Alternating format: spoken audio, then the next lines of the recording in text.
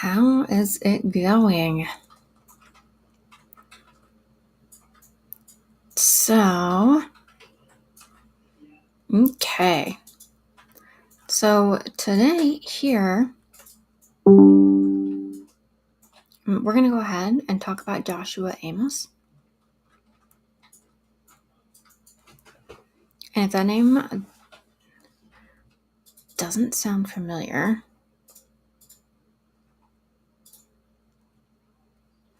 that's because, well,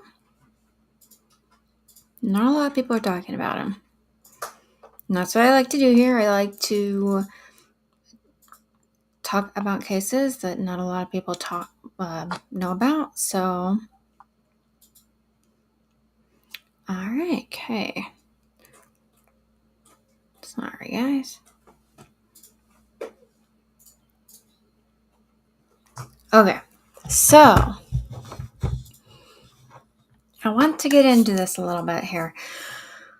Okay, so we're going to talk about Joshua Amos today. So, Joshua is 32 years old. He is, so his mom actually had like four girls, and they're all older than him. So Joshua is the little itty bitty baby brother that, everyone kind of looks after and takes care of.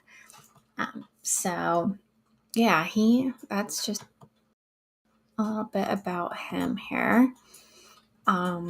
So he grew up with a loving aspect of Caseyville. So he lives in Caseyville. He likes to be out in the country. He loves being like by creeks and in the forest, and he just loves anything that's outdoorsy. Josh has two daughters, and they are 8 and 11 years old. So he loves taking them out on the boats, going swimming, and just like spending Mother Nature with his girls, which, you know what, a lot of people don't do anymore. So it's kind of awesome that he does do that. So he's no longer with the mother of his child, but his mother currently said that he's actually pretty good at co-parenting. And so him and his ex end up co-parenting a lot, and they don't cause a lot of drama with that, which is nice. So Joshua was living with roommates in Grantsville City, Illinois. So this was about 20 minutes away from Caseyville at the time that he went missing. So Christina, his mom, says, she spoke to him on March 17th, 2023. Like I said, this is really recent, so you might have not heard of this. So everything seemed to be normal. He discussed like his girlfriend and like weekend plans. A month before, he had begun like a new job and everything. Christina, his mom, also stated, you know what? Josh had only recently actually started working at the Precoat Metals in Grantsville City. And the pay was pretty good too. So that's one of the reasons why I took it. And it was a fantastic job that he was happy with. He put in a lot of overtime there as well, just to try to help him make, the extra money and make ends meet there. And he speaks with his mom a lot. So a few times a week, if not every day, he's always talking to his mom, right? So his mom, Christina, says that on March 19th, her youngest son ended up calling her with some unsettling news.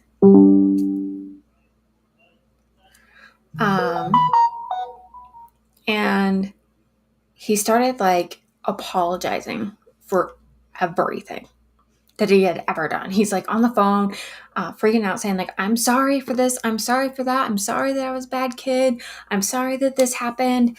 And we're just going on and on about apologizing. And his mom didn't know what to make of that. Like, it was like, what is going on? Like, going ahead and apologizing for everything that's happened in the last few years. And I don't know where this is coming from. So Josh had actually gone out with a few of his buddies since then. And he went out with his buddies that night before. And then after that, like, no one actually got in touch with him after he was seen at the strip club with some of his pals. So they were all at the strip club, and his friends say, yeah, he was just headed home. And that's the last time that anyone's heard of him. So the Washington Park Police Department receives the report from Christina's youngest son that day. So he ends up calling police. His brother does, and being like, hey, my brother Josh is missing. No one has seen him since last night. We don't know what's going on. And Christina ends up calling police too and being like, yeah, I don't know where he is. I don't know what's going on. So according to his mom, he said that she was saying that, like, what she thinks happened here is that in the early hours of March 19th, Joshua went to Scarlett's Cabernet. So it's a club that's in Washington Park with three of his buddies that are from Granite City. It takes about 16 minutes to get there from where he lived.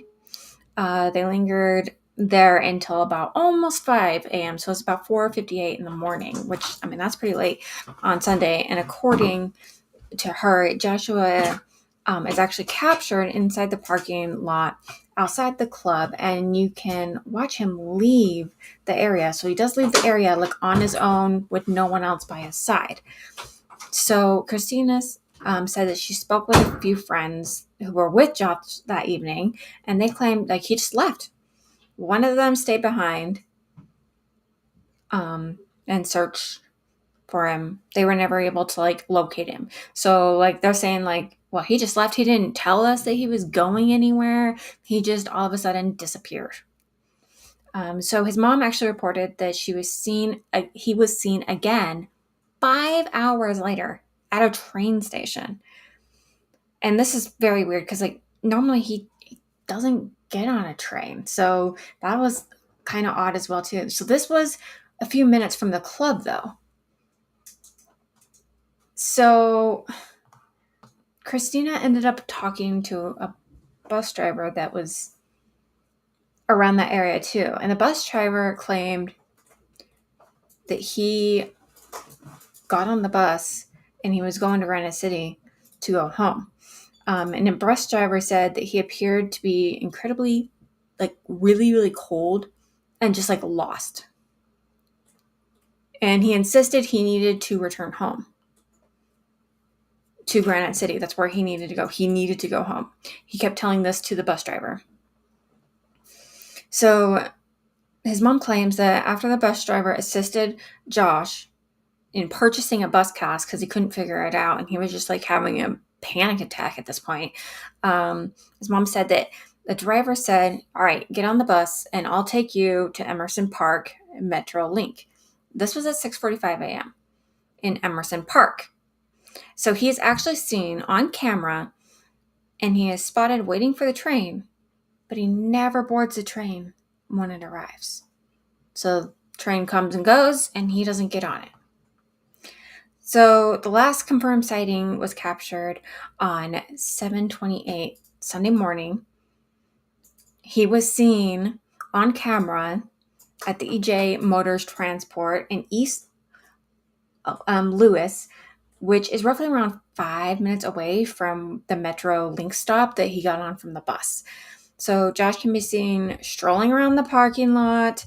No one's pursuing him. There's no automobiles near. We saw him on camera at that point. Christina recalled he was around there for like 2 hours and just, like, walking. It would be like 2 hours if he ended up walking there from his house. So it seems like, it is doable, but that's a long walk. So police department have conducted numerous searches for him with assistance of the Illinois State Police Department. And they've also looked around all the surrounding clubs that he was at and frequented. So not just the same club that he was at that night, but the ones that he frequented as well. So he was last seen on a security camera leaving the parking lot, walked away from Washington Park around Lincoln Avenue and 17th Street. He continued by, and there have been many reports and sightings of him, but none of them have been confirmed at all. There's no evidence to saying that this was a result of any criminal activity.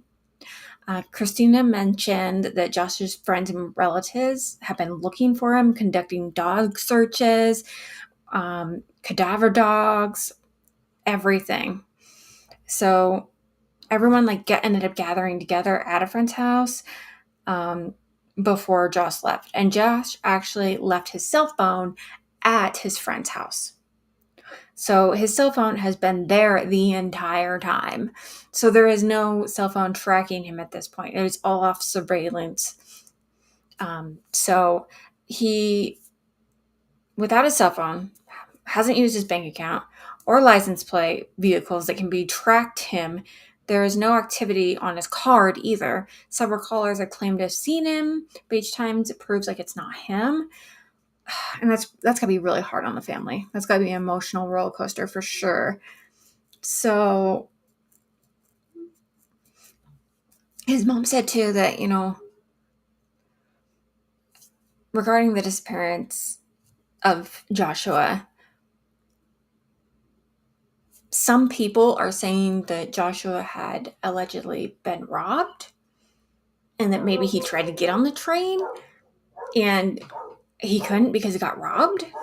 But we don't know. We don't know if this is true or not. This is a tip that came in, but it's unfounded. She said she doesn't know what happened to him. She does have a theory.